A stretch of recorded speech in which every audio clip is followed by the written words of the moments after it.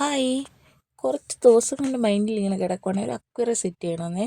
ഇവിടുത്തെ അക്വേറിയത്തിനകത്ത് 2 Oscar fish ഉണ്ട്. ചേട്ടൻ്റെ ഫ്രണ്ട്സ് കൊണ്ട് തന്നേനെ.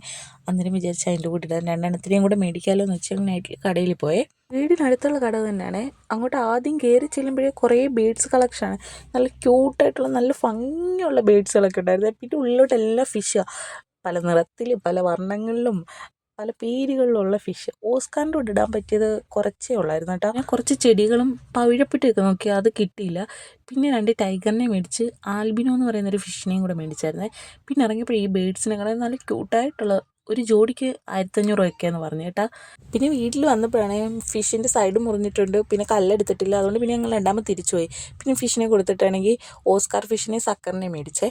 ഞാൻ അടുക്കളയിൽ ഈ ഇല ഇട്ട് വെച്ചിരുന്ന ബൗളാണ്. അതിലൊരു ചെറിയ പ്ലാസ്റ്റിക്കിൻ്റെ ഫിഷും ഉണ്ടായിരുന്നു. അതിനെ മാറ്റിയിട്ട് ഇതുങ്ങളെ അതിനകത്തിട്ട് പിന്നെ അക്കുറിയൊക്കെ അങ്ങനെ സെറ്റാക്കി കേട്ടോ. പിന്നെ അതുങ്ങൾക്ക് പുതിയ കൂട്ടുകാരെ കിട്ടിയ പത്രങ്ങൾ. ബായ്.